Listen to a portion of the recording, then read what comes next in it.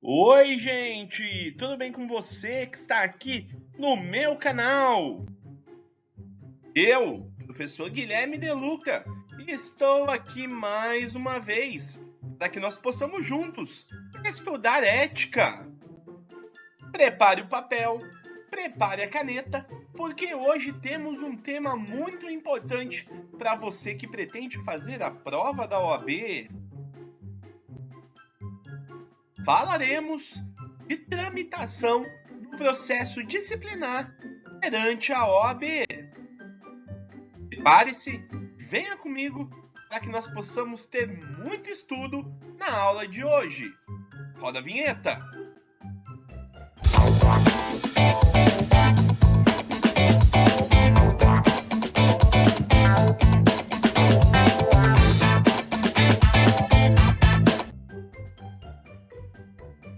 Na aula de hoje, falaremos de tramitação do processo disciplinar perante a OAB. Caso você queira saber mais sobre o assunto, acesse nossa playlist aqui no canal, pois temos diversos vídeos sobre o tema ética para a OAB. Aliás, acesse aqui no nosso canal diversos vídeos voltados para a prova da OAB e concursos públicos. Bora lá! Espero que sim!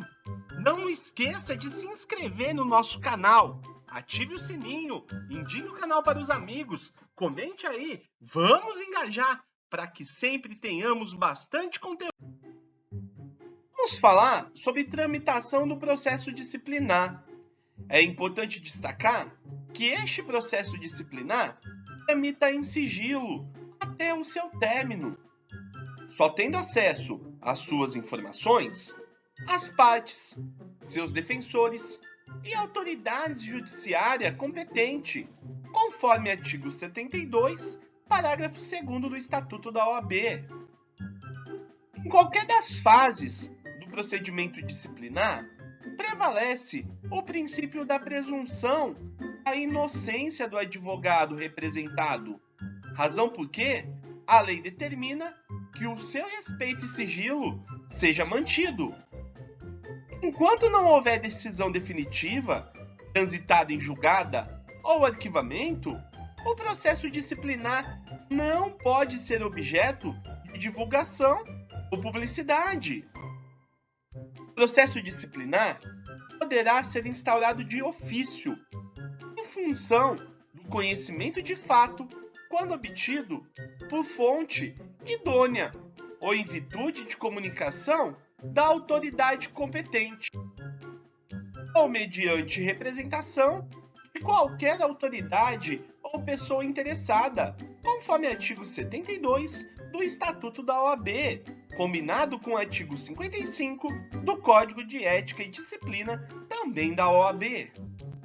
De acordo com o artigo 55, parágrafo 2º do Código de Ética e Disciplina da OAB, a denúncia anônima não é considerada fonte idônea. A representação poderá ser formulada por escrito ou verbalmente, devendo, neste último caso, ser reduzida a termo, e deverá ser formulada ao presidente do Conselho Seccional ou ao presidente da subseção, sendo que, nas seccionais cujos regimentos internos atribuem competência ao Tribunal de Ética e Disciplina para instaurar o processo ético disciplinar, a representação também poderá ser dirigida ao seu presidente, ou será este encaminhada pelos presidentes legitimados para recebê-la. Artigo 56 do Código de Ética e Disciplina da OAB. Desta forma, de acordo com o artigo 57 do Código de Ética e Disciplina da OAB, a representação deverá conter a identificação do representante com a sua qualificação civil e endereço, a narração dos fatos que a motivam, de forma que permita verificar a existência em tese de infração disciplinar, os documentos eventualmente a instruam e a indicação de outras provas a serem produzidas, bem como, se for o caso, o rol de testemunhas até o máximo de 5 pessoas. A assinatura do representante ou a certificação de quem a tomou por termo na impossibilidade de obtê-la. Preste bem atenção, pois a representação contra membro do Conselho Federal e presidentes de conselhos seccionais é processada e julgada pelo Conselho Federal, sendo competente a segunda Câmara reunida em sessão plenária. De outra parte, a representação contra membros da diretoria do Conselho Federal, membros honorários vitalícios e detentores da medalha Rui Barbosa será processada e julgada pelo Conselho Federal, sendo competente o Conselho Pleno. Por sua vez, representação contra dirigente de subseção é processada e julgada pelo Conselho Seccional, nos termos do artigo 58, parágrafos 5º e 6º do Código de Ética e Disciplina da OAB. Após o recebimento da representação, o presidente do Conselho Seccional ou da subseção deverá designar relator mediante a realização de sorteio para presidir a instrução do processo e oferecer parecer preliminar a ser submetido ao Tribunal de Ética e Disciplina nos termos do artigo 73 do Estatuto da OAB, combinado com o artigo 58 do Código de Ética e Disciplina da OAB. O regimento interno do Conselho Seccional pode autorizar que os atos de instrução processual sejam delegados ao Tribunal de Ética e Disciplina. Neste caso, seu presidente também, mediante a realização de sorteio, irá designar o relator, conforme artigo 58, parágrafo 1º do Código de Ética e Disciplina da OAB. Antes do encaminhamento dos autos ao relator, é necessária a juntada dos seguintes documentos: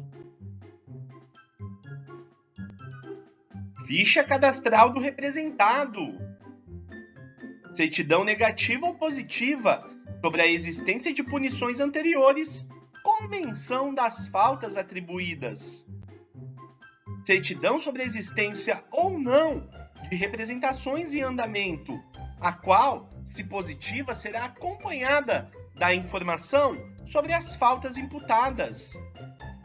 Com a distribuição do processo, o relator, atendendo aos critérios de admissibilidade, emitirá parecer no prazo de 30 dias, propondo a instauração do processo disciplinar ou arquivamento liminar da representação, sob pena de redistribuição do feito, feita pelo presidente, conselho seccional ou da subseção para outro relator, que terá o mesmo prazo de 30 dias para emitir o seu parecer.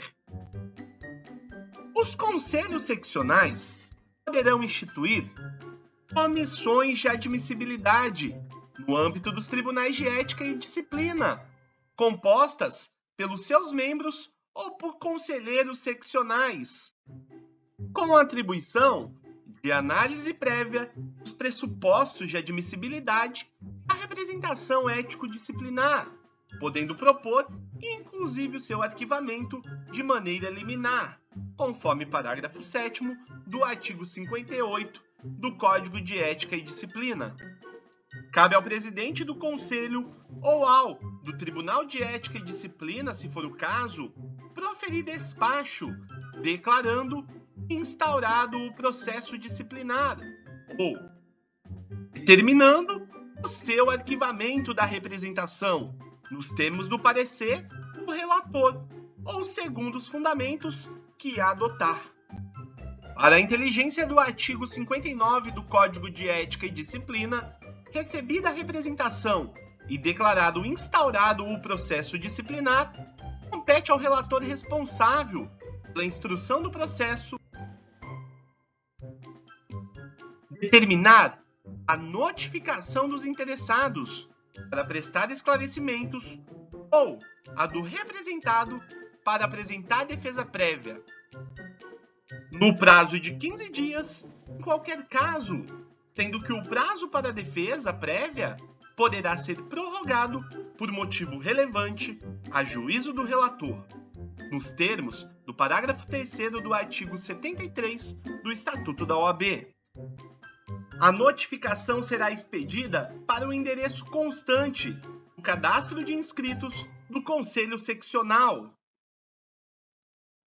Se o representado não for encontrado ou ficar revel, o presidente do conselho competente, ou conforme caso, o do Tribunal de Ética e Disciplina, designar-lhe-á defensor dativo, conforme previsto em lei.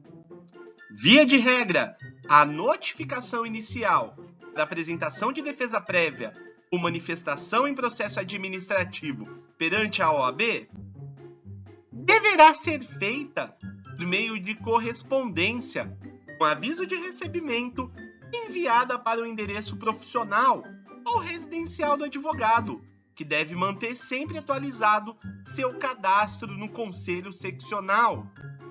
Frustrada a entrega da notificação, será promovida por meio de edital publicado no Diário Eletrônico da OAB. Importante salientar que o devido processo legal é um direito fundamental de todos, previstos na Constituição Federal de 88. A garantia contraditória e da ampla defesa decorre desse direito primordial e também é um direito fundamental previsto no artigo 5º da Constituição. A ampla defesa deve ser entendida como um direito da parte, utilizar-se de todos os meios lícitos de prova, a fim de confirmar as suas alegações, bem como de calar-se, se entender conveniente, já que a omissão não pode prejudicar o réu e também é uma espécie de prova, considerando que este não é obrigado a produzir provas contra si mesmo. O contraditório, por sua vez, é um direito de manifestação acerca de tudo que foi juntado ao processo pela parte contrária, ou seja, a parte tem o direito de revelar a sua versão sobre todos os fatos e fundamentos trazidos no processo. O processo disciplinar deve ser assegurado ao representado amplo direito de defesa, que pode acompanhar o processo em todos os termos, pessoalmente ou por intermédio de procurador, oferecendo defesa prévia após ser notificado, razões finais após a instrução e defesa oral perante o Tribunal de Ética e Disciplina, por ocasião do julgamento, conforme artigo 73, parágrafo 1º do Estatuto da OAB. A defesa prévia deve ser acompanhada dos documentos que possam instruí-la e do rol de testemunhas, até o limite de 5 pessoas. O representante e o representado incumbir-se-ão do comparecimento de suas testemunhas, salvo se ao apresentarem o respectivo rol requererem por motivo justificado, sejam elas notificadas a comparecer à audiência de instrução do processo. Oferecida a defesa prévia, o relator poderá proferir despacho saneador, designando, se for o caso, a audiência para a oitiva do representante, do representado e das testemunhas. Entretanto, poderá se manifestar pelo indeferimento liminar da representação, com remessa ao presidente do Conselho Seccional para a decisão e determinação do arquivamento. Concluída a instrução, o relator profere parecer preliminar a ser submetido ao Tribunal de Ética e Disciplina, dando enquadramento legal aos fatos imputados ao representado. Em seguida, abre-se o prazo sucessivo de 15 dias para apresentação de razões finais. O presidente do Tribunal de Ética e Disciplina designa, por sorteio, relator para proferir o voto. Se o processo já estiver tramitando perante o Tribunal de Ética e Disciplina ou perante o Conselho competente, o relator não será o mesmo designado na fase de instrução. Após a distribuição ao relator, o processo será incluído em pauta na primeira sessão de julgamento. A notificação do representante e do representado para comparecimento à sessão de julgamento deverá ser providenciada pela Secretaria do Tribunal com 15 dias de antecedência, conforme parágrafo 2º e 3º do artigo 60 do Código de Ética e Disciplina da OAB. Na sessão de julgamento, após o voto do relator, é facultada a sustentação oral, pelo tempo de 15 minutos, primeiro pelo representante e em seguida pelo representado. Julgamento do processo disciplinar.